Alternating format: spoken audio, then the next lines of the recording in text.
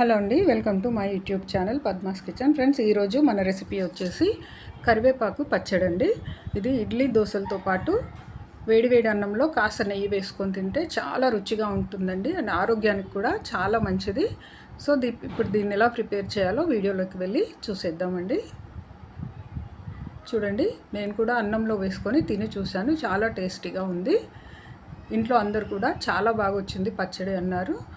So మీ అందరితో share చేసుకోవాలని దీని ప్రిపరేషన్ అంతా కరెక్ట్గా మీకు చూపిస్తున్నానండి. నేను ఎలా చేశానో అలాగే చేసుకోండి. నెల నుంచి 2 నెలల వరకు ఫ్రిడ్జ్లో పెట్టుకుంటే నిల్వ ఉంటుంది పచ్చడి. సో ఫ్రెండ్స్, ఇప్పుడు ఇది ఒక 150 గ్రాముల వరకు ఉంటుందండి కరివేపాకు. ఇలా కొంచెం ముదురు కరివేపాకు తీసుకొని రాత్రిపూట కడిగి ఆరబెట్టేసేయండి. ఒక క్లాత్ మీద వేసి ఫుల్ డ్రై అయిపోతుంది. మార్నింగ్ చేసుకోవడానికి ఈజీగా ఉంటుందండి. దీనికి కొంచెం బెల్లము, ఎండుమిరపకాయలు ఒక 25 వరకు తీసుకున్నానండి ఎండుమిరపకాయలు నేను. సో తర్వాత ఒక మందపాటి కడాయి పెట్టుకోండి. ఒక టేబుల్ స్పూన్ ఆయిల్ వేసేసుకొని ఒక పావు టీ స్పూన్ మెంతులు వేసుకోండి. ఫస్ట్ మెంతులు దూరగా వేయించాలండి, ఎందుకంటే మాడిపోతే టేస్ట్ బాగుండవు, పచ్చిగా ఉంటే చేదు అనిపిస్తుంది. సో కరెక్ట్గా వేగితే కమ్మగా వస్తుంది పచ్చడి మనకి. ఈ మెంతులు కొంచెం వేగిన తర్వాత ఆవాలు వేసుకోండి. ఆవాలు కూడా చిటపటమనాలండి, అప్పటి వరకు వేయించాలి, పచ్చిగా ఉండొద్దు అవి కూడా. ఇవి రెండు పచ్చిగా ఉంటే మాత్రం చేదు వచ్చేస్తుందండి. ఎంత బాగా వేయించుకుంటే అంత మంచి రుచి వస్తుంది పచ్చడికి. తర్వాత ఒక టీ స్పూన్ జీలకర్ర వేసుకోండి. ఇది కూడా వేగిన తర్వాత ఒక టేబుల్ స్పూన్ ధనియాలండి. ఇవన్నీ దూరగా వేయించుకోవాలి, అన్నీ సిమ్లో పెట్టుకొని వేయించుకోండి.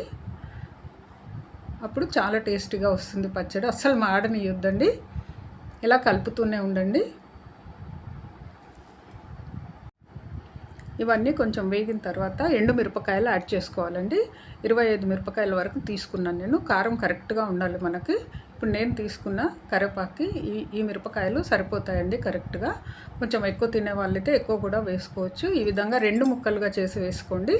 అండ్ గింజలు కూడా ఈ పచ్చట్లో కలవాలండి. అప్పుడే మనము అన్నంలో కలుపుకొని తింటున్నప్పుడు మిరపకాయ గింజలు పంట కిందకి వచ్చి చాలా రుచిగా అనిపిస్తాయండి. ఇవి కొంచెం గలగల అనేంత వరకు వేయించుకోవాలి. మిరపకాయలు ఏవి కూడా మాడనివ్వకుండా వేయించుకోవాలండి. చూడండి, ఇప్పుడు కరివేపాకు వేసేస్తున్నాను. వేయగానే మనకి ఆరింది అన్న తర్వాత కూడా మనకు పటపటాని శబ్దం వస్తుందండి. ఇది కూడా బాగా డ్రై అయిపోవాలి. చాలా డ్రై అయిపోయేంత వరకు మెల్లగా వేయించుకోండి సిమ్లో పెట్టి. ఎంత డ్రైగా వేగితే మనకి అంటే మరి మాడిపోయినట్టు రావద్దు, లైట్ బ్రౌన్ వచ్చేంత వరకు వేయించుకోవాలండి. తప్పకుండా చేసుకొని తినండి. ఈ పచ్చడి ఆరోగ్యానికి అయితే చాలా మంచిదండి. కంటి చూపును మెరుగుపరుస్తుంది, హెయిర్ ఫాల్ స్టాప్ చేస్తుంది అండి, జుట్టు పెరగడానికి కూడా చాలా దోహదపడుతుందండి ఈ పచ్చడి. ఈ కరివేపాకు మనం కూరల్లో వేసినా, పప్పు సాంబార్లో వేసినా కూడా తీసి పక్కన పాడేస్తుంటారు కదండి పిల్లలు కానీ పెద్దలు కూడా అంతే ఉన్నారు.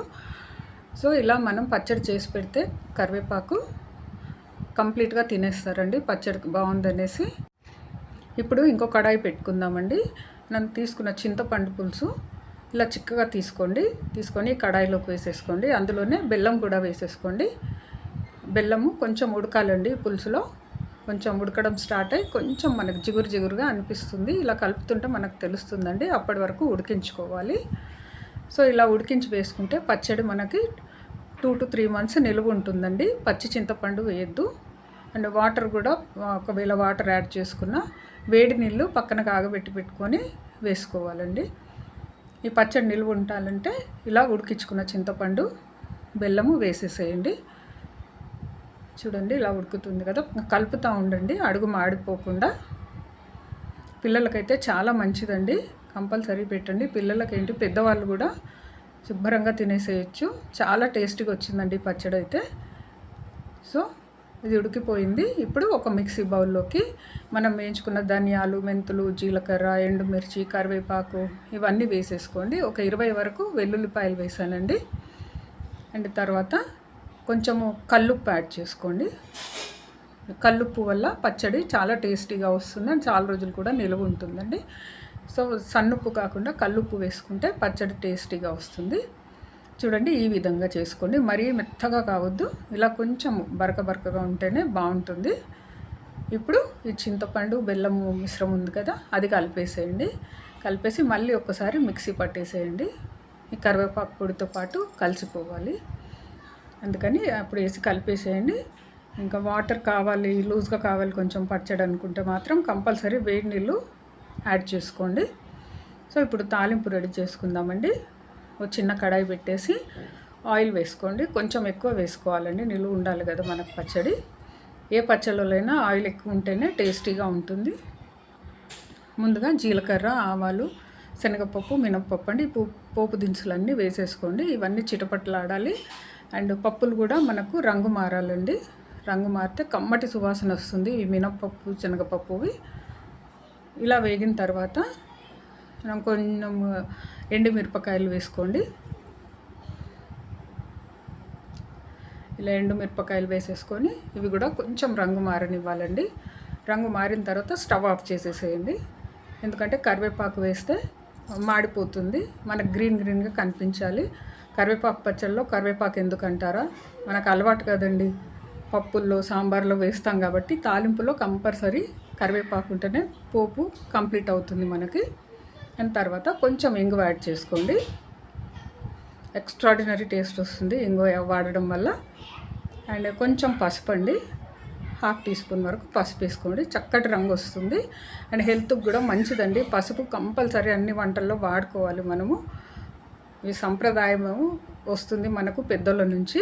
కంపల్సరీ పసుపు యాడ్ చేసుకుంటే ఆరోగ్యానికి ఎంతో మంచిదండి. చాలామంది పసుపు వేయరు, కంపల్సరీ వేసుకోవాలి. సో ఈ పోపుని ఇప్పుడు పచ్చడికి యాడ్ చేసేస్తున్నాను. యాడ్ చేసేసి అంతా ఒకసారి కలిపేసేయండి. చూడండి, స్మెల్ అయితే అద్దరిపోయిందండి. అసలు పోపు వేస్తున్నప్పుడు మనకు కరివేపాకు వాసన ఎట్లా వస్తుంది, అట్లనే వస్తుంది. అసలు తినేటప్పుడు కూడా పచ్చిగా ఉంటుందేమో అనుకుని అస్సలు లేదు. ఆకంతా మనం బ్రౌన్ వచ్చేంత, లైట్ బ్రౌన్ కలర్ వచ్చేంత వరకు వేయించుకున్నాం కదా. సో టేస్ట్ అయితే చాలా బాగా వచ్చిందండి. కంపల్సరీ మీరు ట్రై చేయండి. ట్రై చేసి తిని చూసి నాకు కమెంట్ చేయండి ఫ్రెండ్స్. తప్పకుండా మీ అందరికీ నచ్చుతుంది అనుకుంటున్నాను నేనైతే. ఇలా బాగా కలిపేసి ఒక డ్రైగా ఉన్న గిన్నెలోకి ఎత్తి పెట్టేసుకోండి. ఫ్రిడ్జ్లో అయితే 2 months వరకు నిలువ ఉంటుందండి. సో ఫ్రెండ్స్, ఇదండి నేను ప్రిపేర్ చేసిన కరివేపాకు పచ్చడి. మీకు కనుక ఈ వీడియో నచ్చినట్టయితే నా వీడియోకి లైక్ చేయండి. మీ ఫ్రెండ్స్ అండ్ రిలేటివ్స్కి కంపల్సరీ వీడియోని షేర్ చేయండి. అండ్ ఇంతవరకు నా ఛానల్ని సబ్స్క్రైబ్ చేసుకొని వాళ్ళు సబ్స్క్రైబ్ చేసుకొని నాకు సపోర్ట్ చేయండి ఫ్రెండ్స్. మళ్ళీ ఇంకో మంచి కుకింగ్ వీడియోతో మీ ముందు ఉంటానండి. అంతవరకు బాయ్.